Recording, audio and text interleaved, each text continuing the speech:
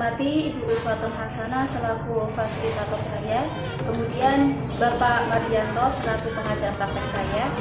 Pada kesempatan kali ini saya akan melaksanakan praktek coaching supervisi akademik bersama rekan saya Ustadzah Nani Utami.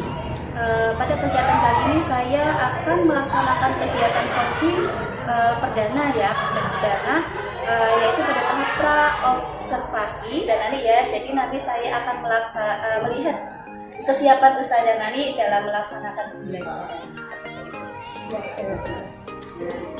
Dari kegiatan coaching ini apa sih yang diharapkan Ustadzah Nani? Terima kasih Zahila. Tentunya sangat bermanfaat sekali dengan adanya coaching ini.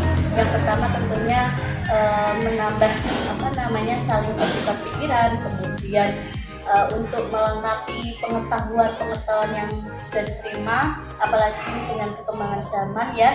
Tentunya ilmu itu berkembang sesuai dengan perkembangan zaman saya. Jadi kita memang harus selalu ingin belajar, ingin tahu apa sih perkembangan ilmu apa sih yang ada pada saat ini gitu.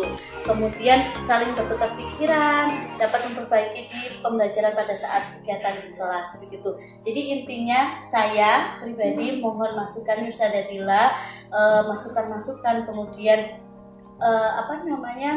ide-ide apa saja yang pas dan yang sesuai dan yang sangat baik di presentasi begitu.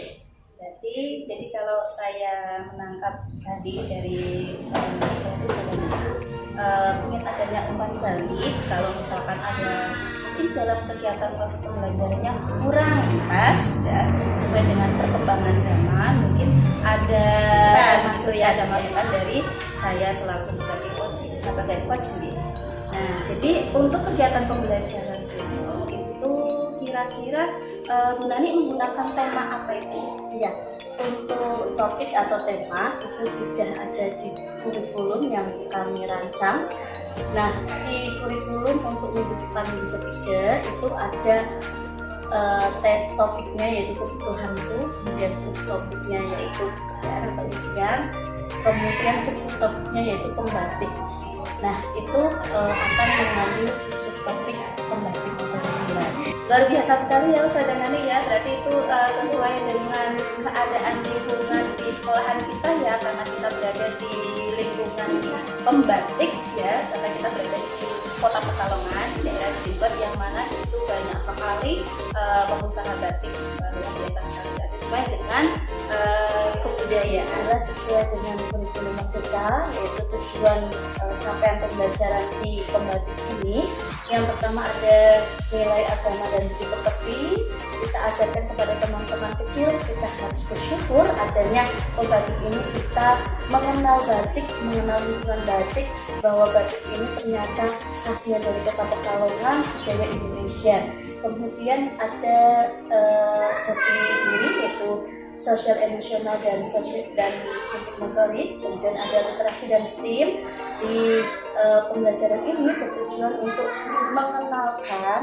mengenalkan lingkungan budaya pembatik ya, anak cinta batik, cinta budaya yang ada di lingkungan sekitar anak. Jadi memang dikenalkan untuk anak ini apa sih batik itu. Kemudian kita berikan pembelajaran yang sesuai dengan lingkungan budaya kita. Saya bilang, berarti nanti itu seperti yang saya jelaskan sama saya nanti bahwa itu sama nilai agama dan budi pekerti. Jadi nanti anak itu lebih merasa bersyukur bahwa di lingkungannya itu mereka mempunyai usaha gitu ya, lalu memberikan rezeki ya, berupa bahwa di lingkungannya itu banyak pengusaha batik, kemudian juga ada jati diri bahwa anak itu mengenalkan sosial emosional, bahwa yang namanya sosial itu sangat penting sekali untuk anak ya. Kemudian ada fisik motoriknya juga, karena itu juga untuk aspek perkembangan anak, otot-ototnya semua anggota badan. yang koordinasi dari mata, tangan, dan mata, dan luar biasa sekali ya Ustazah Nani ya. Nah, kira-kira nih untuk persiapannya untuk pelaksanaan pembelajaran nanti itu seperti apa Ustazah? Yang sudah paling pasti yang kita lakukan yaitu menyusun modul ajar atau RPPH juga yang harus memang kita siapkan setiap minggu ya. Nah, walaupun terkadang kita RPPH itu ada revisi di akhir minggu karena memang disesuaikan dengan kegiatan yang berdiferensi ke anak, yang sesuai kebutuhan anak, sesuai minat anak gitu ya. Tapi kita tetap di awal minggu harus menyediakan, mempersiapkan untuk modul ajar atau RPPH tersebut. Itu dari selain RPPH mungkin? Ya, dari selain RPPH kita turun lagi ke ragam lain. Saya juga kebetulan di sekolah kami, sekolah kita ya menggunakan model sentra dan dengan menggunakan model sentra itu harus ada beberapa ragam lain yang bisa dipilih anak, jadi sesuai dengan minat bakat anak, sesuai dengan perkembangan anak. Jadi selain RPPH, modul ajar, kemudian ada ragam lain begitu. Jadi penasaran seperti apa ragam lain yang Ustazah Nani akan dibuat. Saya dengar di kelas Ustazah Nani ada anak ya yang mungkin dalam aspek perkembangannya perlu masih kurang gitu ya, perlu ada stimulasi yang namanya anak kan memang berbeda-beda ya Ustazah Nani ya. Ada yang dia perkembangannya bagus, ada yang memang lambat seperti itu. Saya dengar ada seperti itu. Kira-kira langkah-langkah yang dilakukan Ustazah Nani itu seperti apa? Ya, di setiap kelas pastinya ada anak yang mungkin perkembangannya pesat, ada yang sedang, ada yang pelan gitu ya saya bilang. Yang pertama, langkah pertama kami berdiskusi dengan guru pendamping. Setelah dari guru pendamping kita sampaikan ke wali murid bahwa Ananda untuk kondisi di kelas seperti ini, ayah bunda mohon untuk kerjasamanya diberikan seperti hipnosis atau hipnoterapi ketika tidur ataupun stimulasi-stimulasi yang diberikan di rumah.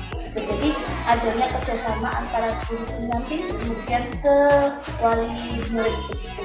Hipnoterapi atau hipnoterapi yang dilakukan ketika sebelum tidur.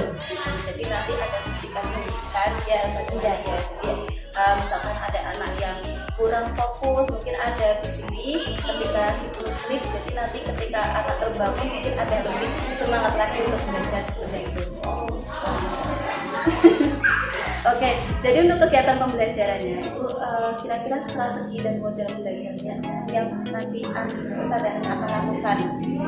Di situ kan ada anak yang mungkin berbeda-beda ya, karena kita kan berdiferensiasi. Ustazah akan melakukan langkah-langkahnya itu seperti apa? Kalau model pembelajaran di kami yaitu model sentra, di situ yang sudah saya jelaskan tadi ada berbagai macam ragam lain yang di situ memang berpusat pada anak. Kita hanya sebagai fasilitator. Selain itu juga ada project. Jadi di project ini anak itu akan akan mengembangkan keterampilannya pada dari komunikasinya. Jadi komunikasi antara anak dengan teman-temannya, komunikasi anak dengan guru, kemudian selain itu juga melatih untuk critical thinking, cara berpikirnya bagaimana dengan berbagai ragam lain yang disediakan oleh Ustazah. Bahan-bahan material sifat itu nanti akan dijadikan apa begitu ya. Jadi akan melatih daya nalar atau daya pikir anak. Kemudian yang ketiga ada kreativitas. Nah, selain itu juga kerjasama dengan teman juga akan terstimulasi karena adanya komunikasi, adanya interaksi sosial di situ, otomatis kerjasama itu akan terbangun dengan baik. Nah, dengan proyek itu anak akan menumbuhkan keterampilan-keterampilan yang mereka miliki. Jadi nanti Bu Nani akan membuat sebuah proyek untuk anak akan membangun proyek seperti itu ya untuk terkait dengan tema pembelajaran membaca tersebut. Kira-kira nih untuk kegiatan pembelajarannya mungkin ragamanya ya karena tadi kan saya Nani menjelaskan bahwa nanti saya akan berbagai macam ragam main ya, karena sesuai dengan sentra. Jadi penasaran nih kira-kira apa saja sih ragam mainnya nanti. Oke, untuk ragam main yang pertama yaitu tentunya ada kalimat provokasi ya Ustazah di setiap ragam main, yaitu yang pertama ada yuk kreasikan bahan muspat ini membuat tempat kerja batik, tempat kerja pembatik. Jadi kan pembatik itu kan tempat kerjanya di Keranggo ya. Nah kita harapannya anak itu mudeng paham akan tempat kerja seorang pembatik, membuat Keranggo. Nah kemudian selain itu aktivitas apa saja sih yang dilakukan oleh pembatik, itu ada jemputan ya. Nah karena ini anak TK, kita menggunakan tisu yang kedua ya, kegiatan yang kedua tisu, kemudian kita beri warna, berbagai macam warna. Di situ kita sediakan berbagai macam warna. Silakan teman-teman mau dari warna apa saja boleh, mau dicampur atau bagaimana itu boleh, nanti akan dibuka. Masuk yang ketiga yaitu provokasinya itu yuk kita mencap membuat batik. Jadi kita sediakan dari berbagai bahan ya, ada yang memang sudah jadi, kemudian ada dari bahan alam, mungkin nanti akan saya sediakan pelepah, kemudian saya sediakan itu sih sudah yang pohon pepaya itu kan ada batangnya ya. Nah kalau kita itu biasanya menyebutkannya pelapah. Nah iya betul, nanti dari pelepah pisang sama pelepah pepaya mungkin. Kemudian yang ketiga yaitu ada yang keempat bisa bila yuk kreasikan kain batikmu. Jadi nanti akan kami sediakan kain mori sama pewarna. Silakan teman-teman, kita seperti di pembatik itu kita membuat batik sesuai dengan imajinasinya teman-teman, sesuai dengan izinnya teman-teman, mau motifnya itu bagaimana sesuka hatinya teman-teman begitu. Jadi nanti kita lihat saja hasilnya bagaimana, tanpa ada paksaan dari kita misalkan harus ini tidak seperti itu, tapi sesuai dengan minat anak, mau izinnya apa gitu. Kemudian yang kelima ada literasinya juga ya Ustazah ya. Di TKB ini alhamdulillah kan anak-anak dengan ragam main berbagai macam mainan itu anak kan sudah mengenal huruf, terus kemudian sudah paham tentang kata begitu ya. Nah kita di TKB ini memang sudah menulis kalimat, yaitu di sini nanti batik adalah budaya Kota Pekalongan. Jadi selain teman-teman itu melakukan kegiatan ragaman yang lain, tapi anak juga paham akan hurufnya. Batik gitu, hurufnya apa saja begitu. Jadi kita untuk literasinya juga masuk ke situ ya. Kemudian apalagi saya bilang ya itu. Kemudian ada lagi saya bilang ini yuk gunting dan tempel kain batik sesuai dengan motif yang kamu pilih. Jadi nanti insya Allah akan saya siapkan berbagai kain yang sudah terpakai ya, kain pecah. Nanti silahkan teman-teman pilih motif yang teman-teman mau, silahkan dipilih sesuai dengan garisnya, kemudian nanti ditempel di kertas. Nanti sekalian teman-teman untuk bisa dikreasikan apapun. Di situ ada mungkin nanti sediakan spidol, crayon ataupun apa saja yang nanti bisa disediakan. Jadi nanti tidak hanya anak menggunting dan menempel saja sudah, tapi silahkan teman-teman berkreasi dengan hasil kunjungan teman-teman mau dijadikan apa. Jadi nanti melatih daya pikir dan kreatif. Yang ketujuh yaitu yuk membuat motif batik. Nah ini juga motif batik itu sesuka hati teman-teman. Ini menggunakan kertas dan spidol ataupun dengan pensil nanti kami sediakan. Silakan teman-teman untuk berimajinasi sesuai dengan idenya untuk membuat motif batik. Kota Pekalongan ada museum batik. Nah, nanti kita mencoba memacu untuk anak itu berpikir membuat museum batik, tapi kita juga kenalkan gambarnya dulu melalui gambar. Museum batik itu seperti ini begitu. Nah, nanti kita sediakan bahan-bahan muspat gitu ya untuk mereka bangun seperti layaknya museum batik di kami, tapi biasanya teman-teman kecil itu lebih kreatif dari kita, munculnya apa begitu saya bilang. Itu macam-macam, ada 8 macam yang insya Allah nanti ragam main yang akan kami lakukan atau kami siapkan untuk teman-teman mainkan.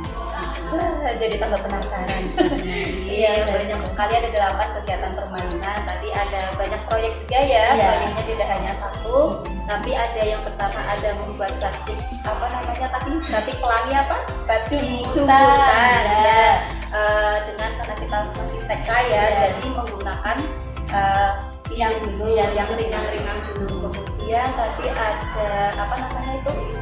Membatik tapi sesuai dengan kreativitas anak dengan menggunakan tetap mori ya. Mori ya. Kita kenalkan bahwa yang namanya membatik itu ya dengan kain, dengan kain ya. Jadi kan anak lebih tahu ya, bahwa oh yang namanya membatik itu menggunakan bahan-bahannya seperti ini ya.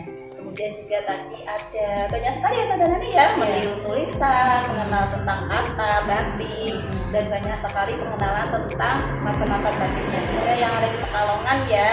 Yang terkenal apa saudara ini?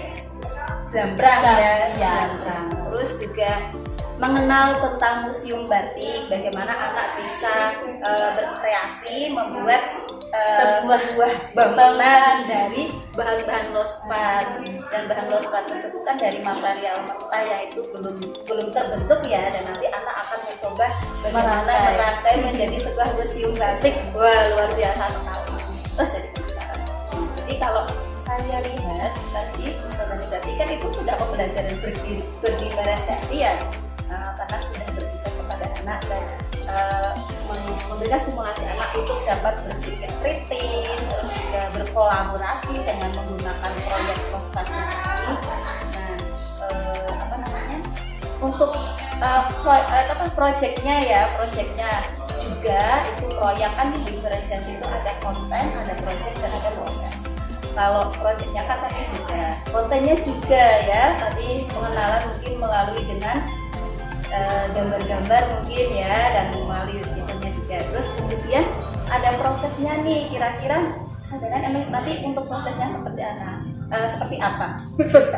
Seperti apa? Terkadang kan anak itu kan berbeda-beda ya ketika anak melakukan. Ada yang dia memang sudah berpikir kritis, mungkin imajinasinya sudah bagus, dia langsung bisa membuat. Ada yang Ustazah saya ini gimana caranya? Lah itu nanti bagaimana sih langkah yang dilakukan bersama-sama kira-kira untuk prosesnya itu, kegiatan pembelajaran dari kakak-kakak. Ya, tentunya kita sebagai guru juga tidak hanya melihat saja ya, saya juga tidak hanya memperhatikan saja, tapi kita juga ikut merasakan apa yang mereka alami gitu ya. Kita tetap ada di dalam lingkungan mereka. Ketika mereka membutuhkan kami sebagai guru, Ustazah minta tolong ini bagaimana, nah kita berikan dukungan, motivasi, dan memberikan seperti gagasan atau ide, nanti mereka yang meneruskan gitu. Nah, kita memberikan gagasan atau ide kepada anak, biarkan anak yang melakukan ya gitu. Jadi kita memancing dulu, kemudian anak berpikir dan melakukan, seperti itu Ustazah bilang. Iya, luar biasa sekali. Diferensiasinya sangat, dan persiapannya Ustazah nanti sangat luar biasa ya, sudah detail. Gimana untuk persiapannya ini nanti? Persiapannya seperti hari-hari biasa yang saya bilang. Yang pertama yaitu menyiapkan RPPH, kemudian ragam main, mental juga Ustazah bilang. Karena memang kita itu setiap hari itu jadi model ya, jadi memang saya harus bahagia, harus ekspresi itu ketika anak datang itu kita harus bagaimana. Jadi memang benar-benar perasaan dulu nih yang harus disiapkan biar nggak deg-degan sama anak-anak kecil ya. Padahal kita sudah terbiasa bersama, tapi memang perasaan itu memang harus ditata dari rumah. Oh, hari ini saya harus bahagia, hari ini saya akan bertemu dengan teman-teman kecil kita, harus memberikan yang terbaik untuk mereka. Jadi memang persiapannya itu lebih ke perasaan sih Ustazah Dila begitu. Ya apalagi kalau anak itu kan memang perasaan anak itu kita tidak bisa tahu ya, rasanya masih labil ya, kita belum bisa mengukur gimana perasaannya. Itu berubah-ubah gitu ya untuk anak itu kan memang ya seperti itu. Saya juga merasakan seperti itu. Mungkin yang dirasakan saudari juga sama seperti saya. Mental itu nomor 1. Iya. Kemudian untuk persiapan besok nih, ragam mainnya itu apakah sudah disiapkan untuk ragam mainnya? Apakah sudah? Iya.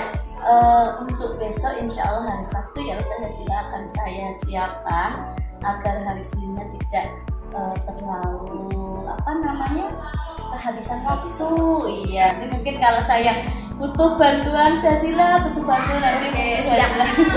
siap ya. Terima kasih banyak Ustazah Dila. Apalagi di kelas saya, mungkin kalau pas di kelas saya ada, di kelas saudara ada, Ustazah Dila minta ini ya.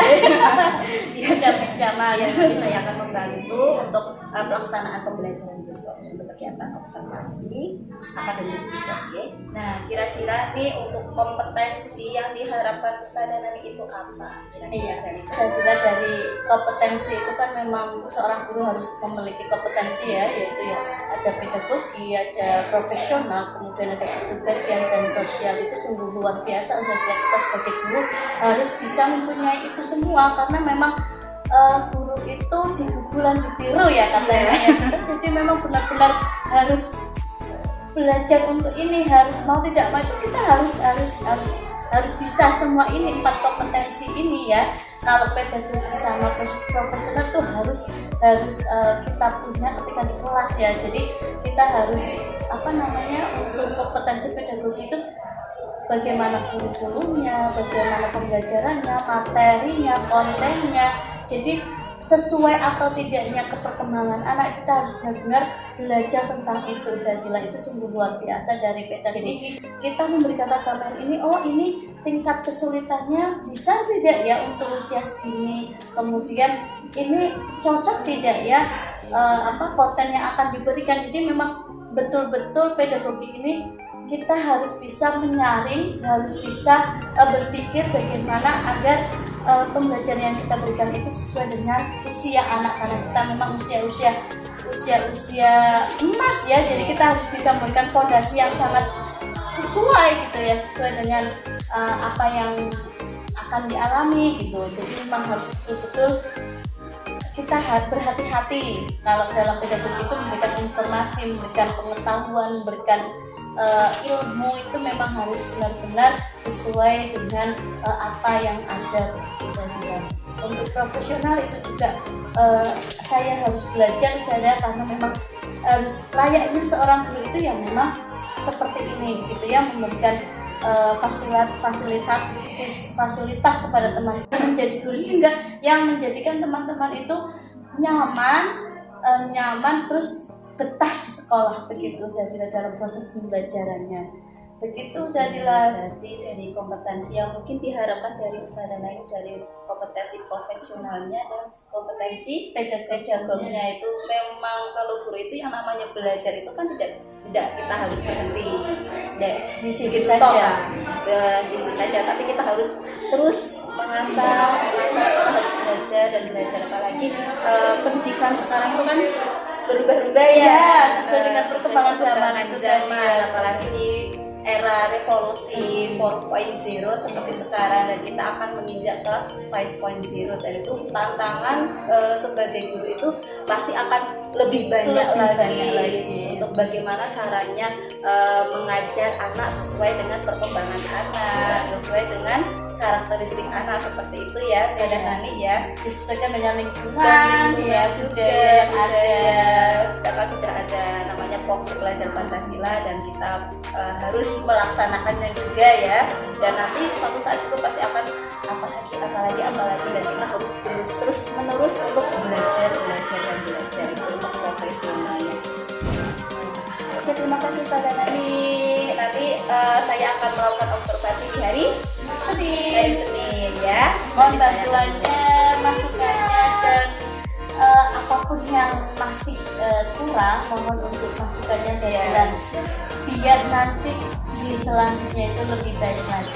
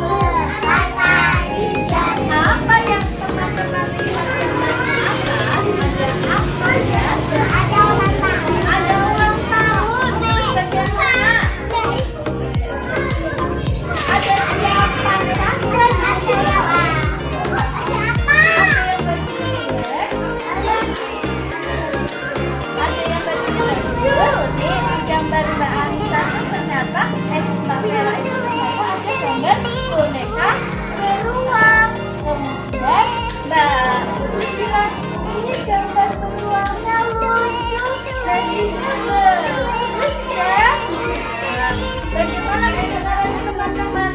Caranya bagaimana? Berbicara yang bijak.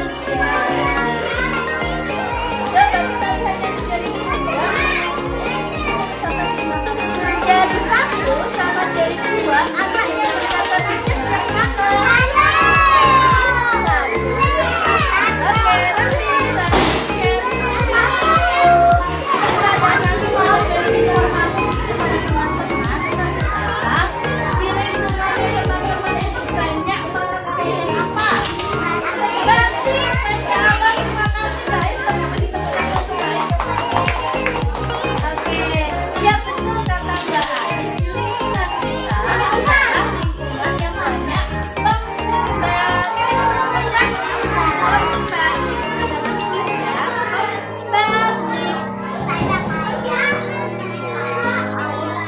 Iya, siapa yang di rumahnya yang bekerjanya pembatik? Mbak Kayla, Mbak Alisa, Mbak Dina, Mbak Syifa, Mbak Aurel, Mbak Fatin, Mas Afan, Mas Gilang, Mas Emen. Teman-teman melihat proses iya, teman-teman melihat proses membuat batiknya? Lihat. Nah, hari ini adalah para pembatik ya teman-teman ya, contohnya. Jadi pembatik itu pekerja yang mengerjakan batik ya dari cat, tulis ya, dari yang borong, ngaret, kemudian ada apa lagi ya? Dijemur gitu ya, nanti dijahit dijadikan kain. Nah, salah satunya nih, iya, salah satunya contohnya seperti bajunya Ustazah Nani ya. Ini adalah hasil dari para pekerja pembatik buat museum batik. Oke, permisi.